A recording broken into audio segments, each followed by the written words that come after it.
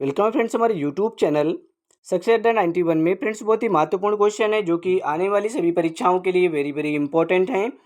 तो फ्रेंड्स बिल्कुल भी वीडियो को स्किप ना करें और पूरा वीडियो लास्ट तक देखें। फ्रेंड्स सभी क्वेश्चन प्रीवियस ईयर में पूछे गए हैं और मोस्ट रिपीटेड क्वेश्चन है। फ्रेंड्स आज की जो क्लास है फ्रेंड्स वो मेडिकल सर्जिकल नर्सिंग से संबंधित है। ठीक है, तो चलिए फ्रेंड्स शुरू करते हैं। फर्स्ट क्वेश्चन आपकी स्क्रीन पर है, पढ़ें और आंसर दें। फ्रेंड्स बताएं क्या होगा इसका right answer. Peritonitis is most likely to occur due to which of the following condition.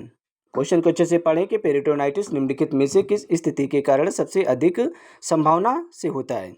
जो पेरिटोनाइटिस होता है फ्रेंड्स निम्नलिखित में से कहा जा रहा है कि किस स्थिति के कारण सबसे अधिक संभावना से होता है।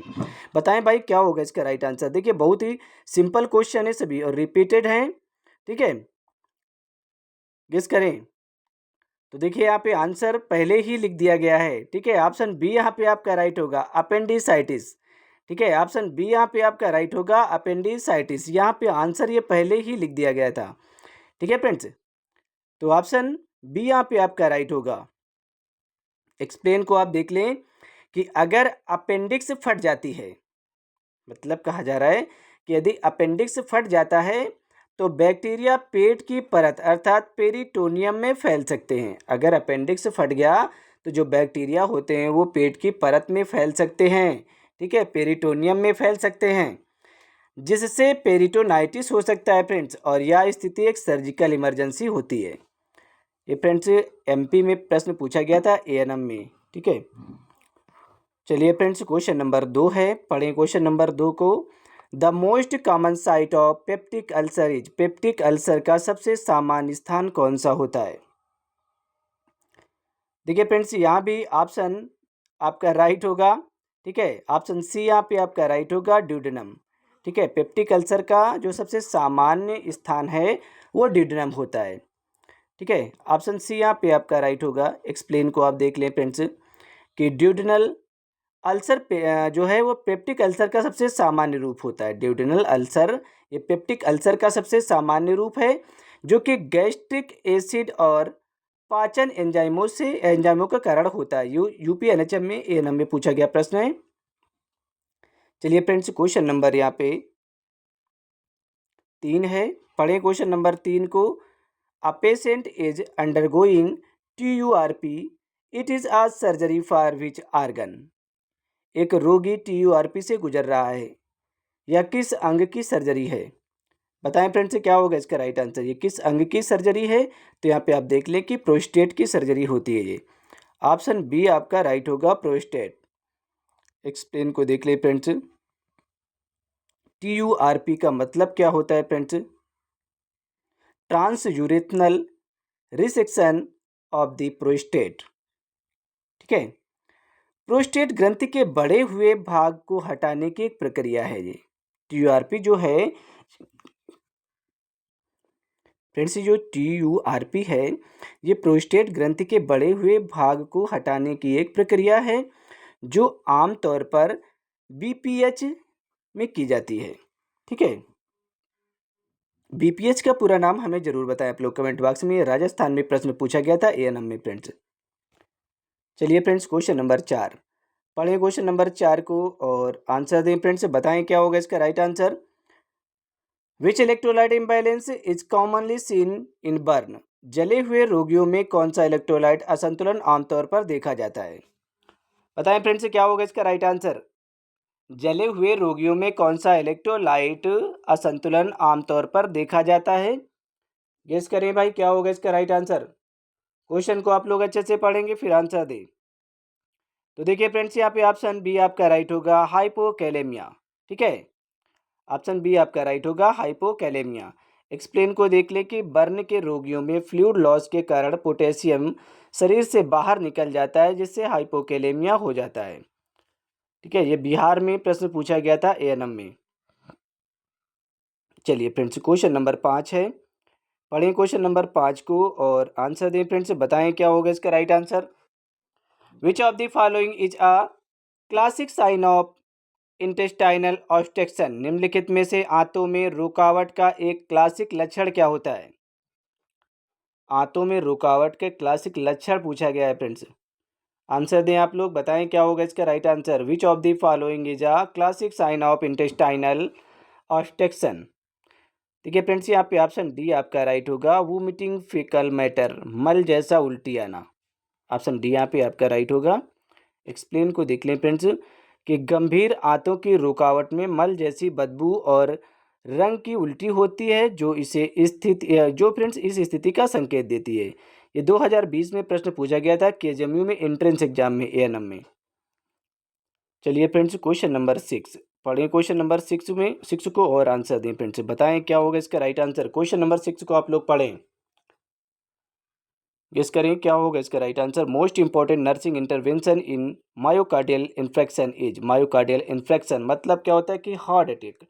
ठीक है, इसमें सबसे महत्वपूर्ण नर्सिंग हस्तक्षेप क्या होता है, बताएं फ्रेंड्स क्या होगा इसका right answer. Most important nursing intervention of myocardial infection is, तो यहाँ पे फ्रेंड्स ऑप्शन सी आपका राइट होगा, एडमिनिस्टर ऑक्सीजन, ऑक्सीजन देना। ठीक है, एक्सप्लेन को देख लें फ्रेंड्स, कि एमआई जिसे मायोकार्डियल इन्फेक्शन कहा जाता है, ठीक है, इसमें हृदय को ऑक्सीजन की आवश्यकता अधिक होती है, इसलिए प्राथमिक देखभाल में ऑक्सीजन देना सबसे महत्वपूर्ण होता है। ठीक है, ये फ्रेंड्स वेस्ट बंगाल में प्रश्न पूछा गया था एएनएम में 2018 में। चलिए क्वेश्चन नंबर 7 पढ़ें। क्वेश्चन नंबर 7 को फ्रेंड्स और आंसर दें, जितना हो सके आप लोग कमेंट बॉक्स में आंसर देने की कोशिश करें फ्रेंड्स, बताएं क्या होगा इसका right answer. The most reliable diagnostic tool of tuberculosis is, बताएं क्या होगा इसका राइट आंसर। सभी रिपीटेड क्वेश्चन है कि क्षय रोग के लिए सबसे विश्वसनीय निदान उपकरण कौन सा होता है। क्षय रोग के लिए सबसे विश्वसनीय निदान परीक्षण कौन सा होता है, तो यहाँ पे फ्रेंड्स आपको पता होगा कि स्पुटम कल्चर, ठीक है, बलगम कल्चर सबसे महत्वपूर्ण होता है। एक्सप्लेन को आप देख लें फ्रेंड्स। ठीक है, बलगम का कल्चर टेस्ट टीबी बैक्टीरिया की पुष्टि के लिए सबसे विश्वसनीय तरीका है, जिससे दवा संवेदनशीलता भी ज्ञात की जाती है। ये एम्स ऋषिकेश में प्रश्न पूछा गया था एएनएम में। चलिए फ्रेंड्स, कोई भी कैंडिडेट जो कि ऑनलाइन क्लास लेना चाहता है, तो फ्रेंड्स आप हमारे इस नंबर पे कांटेक्ट कर सकते हैं, 7985 47 30 42। ठीक है, आप इस नंबर पे कांटेक्ट करेंगे, 7985 47 30 42। ठीक है, 7985473042। ठीक है, आप इस नंबर पे कांटेक्ट करेंगे। कोई भी कैंडिडेट हो जो कि फ्रेंड्स एएनएम की तैयारी कर रहे हैं, फ्रेंड्स आप किसी भी राज्य से एएनएम की तैयारी कर रहे हो, ठीक है, सभी के लिए बहुत ज़्यादा महत्वपूर्ण रोल प्ले करेंगे। चलिए फ्रेंड्स, क्वेश्चन नंबर 8 है, पढ़ें क्वेश्चन नंबर 8 को। Which of the following is the earliest sign of hypovolemic shock. Hypovolemic shock का सबसे प्रारंभिक लक्षण कौन सा होता है, बताएं फ्रेंड्स क्या होगा इसका राइट आंसर। देखिए, मैंने सभी प्रश्नों को फ्रेंड्स जस्ट ऑप्शन के नीचे ही लिख दिया है। ठीक है, और ये मुझसे थोड़ी सी मिस्टेक हुई है कि जस्ट मैंने ऑप्शन के नीचे लिख दिया है। ठीक है, तो चलिए परेशान ना हो, इससे कोई दिक्कत नहीं है। यहाँ पे ऑप्शन बी आपका राइट होगा, इंक्रीज हार्ट रेट, हृदय गति बढ़ना। ठीक है, हाइपोवोल्मिक शॉक में जो सबसे प्रारंभिक लक्षण दिखाई देते हैं वो क्या होते हैं कि हृदय गति बढ़ जाती है। एक्सप्लेन को आप देख लें। हृदय गति का बढ़ना हाइपोवोल्मिक शॉक का प्रारंभिक संकेत होता है, क्योंकि शरीर रक्त की कमी को संतुलित करने के लिए प्रतिक्रिया करता है। ये फ्रेंड्स सीएचओ गुजरात में प्रश्न पूछा गया है और एएनएम में भी पूछा गया 2020 में। चलिए फ्रेंड्स, क्वेश्चन नंबर 9 पढ़े। क्वेश्चन नंबर 9 को, which of the following is a complication of, यहाँ पे थायरोइडेक्टोमी। ठीक है, थायरॉयडेक्टोमी है, यहाँ पे थायरॉयडेक्टोमी की जटिलता क्या हो सकती है, तो यहाँ पे फ्रेंड्स ऑप्शन बी आपका राइट होगा, हाइपोकैलेमिया। ठीक है, हाइपोकैल्सेमिया, सॉरी यहाँ पे हाइपोकैल्सेमिया होगा। थायराइडेक्टोमी की जो जटिलता होती है फ्रेंड्स, कॉम्प्लिकेशन होते हैं, वो यहाँ पे हाइपोकैल्सेमिया होगा। ऑप्शन बी यहाँ पे आपका राइट होगा। अब यहाँ पे एक्सप्लेन भी आपको आप देख सकते हैं कि थायराइड सर्जरी के दौरान पैराथायराइड ग्रंथियाँ भी क्षतिग्रस्त हो सकती हैं, जिससे कैल्शियम का जो स्तर है वो नीचे गिर जाता है। यूपीएनएचएम में प्रश्न पूछा गया था एएनएम में। चलिए फ्रेंड्स, 10 नंबर प्रश्न है, आप लोग पढ़ें और आंसर दें फ्रेंड्स, बताएं क्या होगा इसका राइट आंसर। क्वेश्चन नंबर 10 है कि विच acid base imbalance is commonly seen in COPD patient. COPD रोगियों में आमतौर पर कौन सा एसिड बेस असंतुलन देखा जाता है। COPD chronic obstructive pulmonary disease. COPD का कभी कभी नाम पूछ लिया जाता है, ठीक है, कि COPD का पूरा नाम क्या होता है, तो क्रोनिक पल्मोनरी ऑब्स्ट्रक्टिव डिसीज, ठीक है, या क्रोनिक ऑब्स्ट्रक्टिव पल्मोनरी डिसीज होता है, COPD, chronic obstructive pulmonary disease. बताएं फ्रेंड्स क्या होगा इसका राइट आंसर। तो देखिए यहाँ पे ऑप्शन सी आपका राइट होगा, रेस्पिरेटरी एसिडोसिस, ठीक है, सी नंबर यहाँ पे आपका राइट होगा। एक्सप्लेन को आप देख लें कि COPD रोगियों में CO2 की अधिकता के कारण, मतलब कि कार्बन डाइऑक्साइड की अधिकता के कारण, CO2 कार्बन डाइऑक्साइड की अधिकता के कारण शरीर में एसिडिटी बढ़ जाती है। क्या बढ़ जाती है शरीर में? एसिडिटी बढ़ जाती है, मतलब कि गैस बनने लगती है, जिससे रेस्पिरेटरी एसिडोसिस होता है। MPNHM ANM में प्रश्न ये पूछा गया था 2019 में। चलिए क्वेश्चन नंबर 11 है फ्रेंड्स, पढ़ें और आंसर दें क्वेश्चन नंबर 11 को। बताएं फ्रेंड्स क्या होगा इसका right answer. What is the classic symptoms of meningitis in adult? वयस्कों में मेनिंजाइटिस का प्रमुख लक्षण क्या होता है? जो एडल्ट होते हैं उनमें मेनिंजाइटिस का प्रमुख लक्षण बताना है फ्रेंड्स। बताएं क्या होगा इसका right answer. What is the classic symptoms of meningitis in adult? तो यहाँ पे नेक स्टिफनेस होगा, गर्दन में अकड़न होगा, ठीक है, ऑप्शन सी यहाँ पे आपका राइट होगा, नेक स्टिफनेस।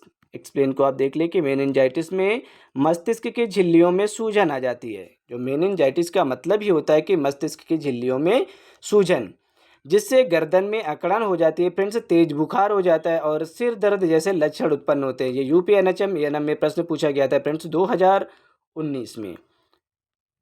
फ्रेंड्स कोई भी कैंडिडेट जो कि ऑनलाइन क्लास लेना चाहता है तो हमारे इस नंबर पे कांटेक्ट कर सकता है, 7985473042, ठीक है, आप इस नंबर पे कांटेक्ट करेंगे फ्रेंड्स, ठीक है। यदि फ्रेंड्स आप PDF परचेज करना चाहते हैं तो भी आप हमारे इसी नंबर पे कांटेक्ट कर सकते हैं, 7985473042, ठीक है। हमारी जो PDF है वो आपको 199 रुपये में प्रोवाइड कर दी जाएंगी, जो कि फ्रेंड्स आपके एग्जाम के लिए बहुत ज़्यादा महत्वपूर्ण रोल प्ले करेंगी। फ्रेंड्स 450 प्लस PDF हम आपको प्रोवाइड करेंगे, ठीक है, 450 प्लस PDF हम आपको देंगे, जो कि आपके एग्जाम में बहुत ज़्यादा इंपॉर्टेंट रोल प्ले करेंगी। ये PDF हिंदी इंग्लिश दोनों भाषाओं में होंगे और विद एक्सप्लेनेशन के साथ में होंगी। चलिए फ्रेंड्स क्वेश्चन नंबर 12 है, 12 नंबर क्वेश्चन है, आप लोग पढ़ें और आंसर दें। What is the most common complication of diabetes mellitus? Diabetes mellitus की सबसे सामान्य जटिलता क्या होती है? बताएं भाई क्या होगा इसका right answer. What is the most common complication of diabetes mellitus? Diabetes mellitus की सबसे सामान्य जटिलता क्या होती है? बताएं क्या होगा इसका राइट आंसर फ्रेंड्स, गेस करें। जितना हो सके आप लोग कमेंट बॉक्स में आंसर देने की कोशिश करें फ्रेंड्स, ज़्यादा से ज़्यादा आप लोग कमेंट बॉक्स में आंसर दिया करें।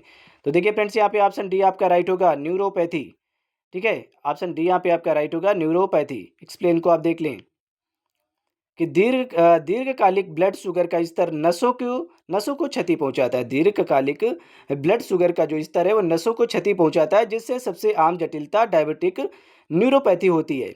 ये JPSC में पूछा गया है फ्रेंड्स, ANM में 2021 में प्रश्न पूछा गया था।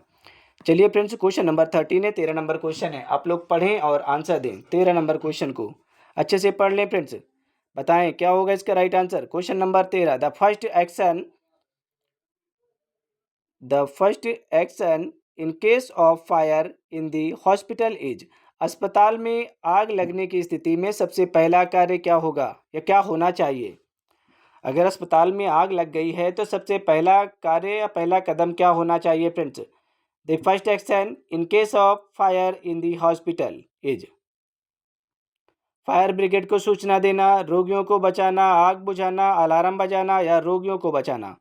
यहाँ पे फ्रेंड्स ऑप्शन देखिए, ऑप्शन यहाँ पे बी आपका राइट होगा, रेस्क्यू दी पेशेंट, रोगियों को बचाना। सबसे पहला कदम होगा रोगियों को बचाना। एक्सप्लेन को देख ले फ्रेंड्स आप लोग। आपातकाल में जीवन को प्राथमिकता दी जाती है। क्या किया जाता है? जीवन को प्राथमिकता दी जाती है, इसलिए सबसे पहले रोगियों की सुरक्षा सुनिश्चित करना आवश्यक होता है। ये RML हॉस्पिटल एग्जाम में पूछा गया प्रश्न है, ANM में, ठीक है, 2018 में प्रश्न पूछा गया था RML में। चलिए फ्रेंड्स क्वेश्चन नंबर यहाँ पे 14 है, 14 नंबर क्वेश्चन है, आप लोग पढ़ें और आंसर दें। The best method for confirming nasogastric tube placement is? Nasogastric tube की स्थिति की पुष्टि का सर्वोत्तम तरीका कौन सा है? बताएं फ्रेंड्स क्या होगा इसका राइट आंसर, गेस करें। नेसोगैस्ट्रिक ट्यूब की स्थिति की पुष्टि का सर्वोत्तम तरीका कौन सा है? गेस करें भाई, क्या होगा इसका राइट आंसर? देखिए, आपने पढ़ा होगा फ्रेंड्स, और यहाँ पे देखिए आंसर भी हमने जस्ट ऑप्शन के नीचे ही मेंशन कर दिया है, ठीक है, जो कि ये फ्रेंड्स गलत तरीका है, ठीक है। ये बाय मिस्टेक ऐसा हुआ है कि फ्रेंड्स ये गलती से जस्ट ऑप्शन के नीचे ही आंसर पुटअप कर दिया है, ठीक है। यहाँ पे ऑप्शन सी आपका राइट होगा, एक्सरे, ठीक है। एक्सप्लेन को देख लें फ्रेंड्स।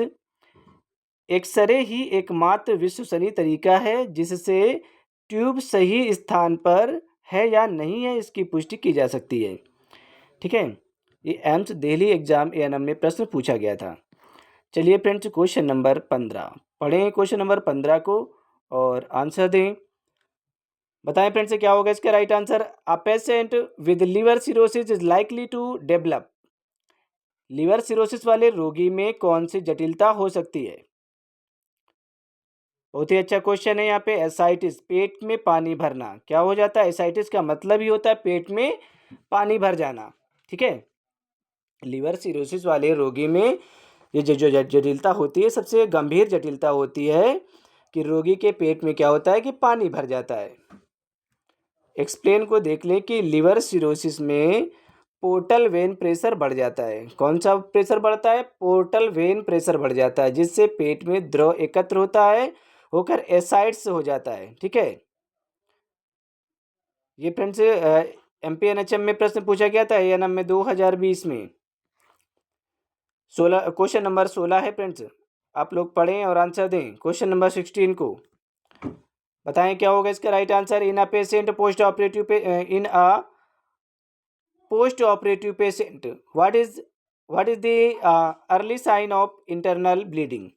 अच्छा क्वेश्चन है फ्रेंड्स, क्या होगा इसका राइट आंसर? कई बार आपने पढ़ा होगा क्योंकि सभी सिंपल हैं और सभी रिपीटेड क्वेश्चन है। In a post operative patient what is the early sign of internal bleeding. Surgery के बाद आंतरिक रक्तस्राव का प्रारंभिक संकेत क्या हो सकता है? आंतरिक रक्तस्राव का जो प्रारंभिक संकेत होता है वो क्या हो सकता है? तो रेस्टलेसनेस होता है, बेचैनी होती है फ्रेंड्स, ठीक है। सी नंबर यहाँ पे आपका राइट होगा। एक्सप्लेन को आप देख लें फ्रेंड्स कि रक्त की कमी से मस्तिष्क में ऑक्सीजन की कमी होती है, जिससे रोगी बेचैन हो जाता है। ये राजस्थान में प्रश्न पूछा गया था एएनएम में। चलिए फ्रेंड्स, क्वेश्चन नंबर 17 है, पढ़ें क्वेश्चन नंबर 17 को और आंसर दें। बताएं क्या होगा इसका राइट आंसर कि which is a sign of left sided heart failure. बाईं ओर के हृदय विफलता का लक्षण क्या होता है? बताएं भाई क्या होगा इसका राइट आंसर? पढ़ें और आंसर दें क्योंकि सभी रिपीटेड क्वेश्चन है और कई बार पूछे गए हैं। विच ऑफ द फॉलोइंग या which is a sign, sorry यहाँ पे which is a sign of left sided heart failure. क्या कारण होता है फ्रेंड्स, ये क्या लक्षण होता है? तो यहाँ पे ऑप्शन सी आपका राइट होगा, पल्मोनरी कंजेशन। क्या होगा? फेफड़ों में जकड़न, पल्मोनरी कंजेशन। एक्सप्लेन को आप देख लें कि बाईं ओर के हृदय विफल होने पर रक्त फेफड़ों में जमा होता है, जिससे सांस लेने में कठिनाई होती है। ये फ्रेंड्स महाराष्ट्र में प्रश्न पूछा गया था, ठीक है। सीएचओ में भी पूछा गया था और एएनएम में भी पूछा गया था 2018 में। चलिए फ्रेंड्स, क्वेश्चन नंबर 18 है, पढ़ें क्वेश्चन नंबर 18 को। चलिए फ्रेंड्स, क्वेश्चन नंबर 18 है, पढ़ें क्वेश्चन नंबर 18 को। Common complication after mastectomy. तो मैस्टेक्टोमी के बाद सामान्य जटिलता क्या है? बताएं फ्रेंड्स क्या होगा इसका right answer? Common complication after mastectomy, mastectomy के बाद सामान्य जटिलता क्या है? तो यहाँ पे फ्रेंड्स लिम्फेडेमा होगा, ठीक है। ऑप्शन बी यहाँ पे आपका राइट होगा, लिम्फेडेमा। एक्सप्लेन को देख ले फ्रेंड्स कि मैस्टेक्टोमी के दौरान लिम्फ नोड्स हटाए जाते हैं। मैस्टेक्टोमी के बाद लिम्फ नोड्स हटाए जाते हैं, जिससे हाथ में सूजन और लसिका संचार में रुकावट होती है। ये पीजीआई-एमईआर में प्रश्न पूछा गया था एएनएम में 2019 में। चलिए फ्रेंड्स, क्वेश्चन नंबर यहाँ पे 19 है, पढ़ें क्वेश्चन नंबर 19 को और आंसर दें। अच्छे से पढ़ें फिर आंसर दें। रिपीटेड प्रश्न है सभी। Which is the best position during shock. Shock की स्थिति में सबसे अच्छी स्थिति कौन सी होती है? बताएं भाई क्या होगा इसका राइट आंसर? आपने पढ़ा होगा, कई बार ये प्रश्न पूछे गए हैं, सभी रिपीटेड हैं। What is the best position during shock, तो यहाँ पे ट्रेंडेलेनबर्ग पोजीशन सबसे अच्छी पोजीशन मानी जाती है, ठीक है, शॉक की स्थिति में। एक्सप्लेन को देख लें कि इस स्थिति में क्या किया जाता है। इस स्थिति में पैर ऊपर होते हैं, जिससे रक्त मस्तिष्क और हृदय की ओर प्रवाहित होता है और ब्लड प्रेशर सुधरता है। यह डीएसएसबी में प्रश्न पूछा गया था एएनएम में, ठीक है, 2020 में। चलिए फ्रेंड्स, क्वेश्चन नंबर 20 है, आप लोग पढ़ें और आंसर दें। What is the most important nursing action for chest tube drainage? छाती नली निकासी में सबसे आवश्यक नर्सिंग क्रिया क्या होती है? बताएं क्या होगा इसका राइट आंसर।